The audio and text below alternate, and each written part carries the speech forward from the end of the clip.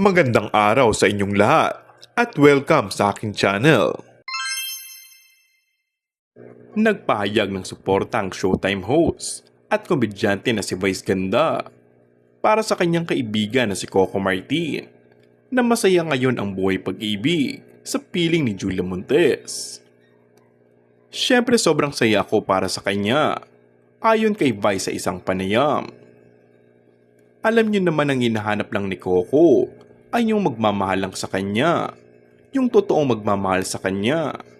Kasi nasa kanya na ang lahat, wala nang hihilingin yan sa buhay. Maayos na rin yung family niya, nagmamahalan sila at healthy si Lola.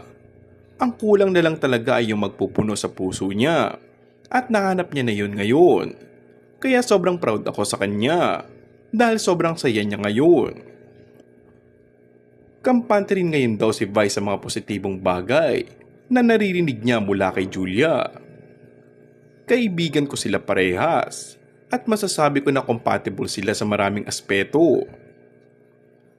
At saka napakabait ni Julia. Natutuwa ako na nakahanap rin siya sa wakas na magpapasaya sa kanya at magmamahal ng totoo. Pahayag ni Vice. Pagbibiro pa ni Vice Ganda. Hindi ba kayo naimbitahan? Sabay halakha. Komento tuloy ng ilan ay idinaan ni Vice sa joke, ngunit talatang makahulugan na binitawan nitong salita. Samantala, proud na proud ang phenomenal box office star sa tagumpay na tinatabasa ngayon ng isa sa mga itinuturing niyang BFF sa showbiz.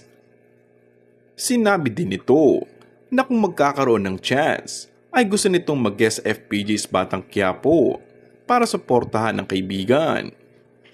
Pag kailangan niya ako, sabi ko naman, sabihan niya lang ako. Ayon pa sa TV host comedian, bago pa man sila magsimula at sumikat sa entertainment industry, ay mag-best friend na sila ng kapamilya teleserye King. At sa kabila ng pinagdadaan ng mga issue at kontrobersiya, ay napanatili pa rin nila ang kanilang friendship. And that's all for our today's video. Kung bago ka lang sa aking channel ay mag-subscribe at pindutin na rin ang notification bell. Maraming salamat!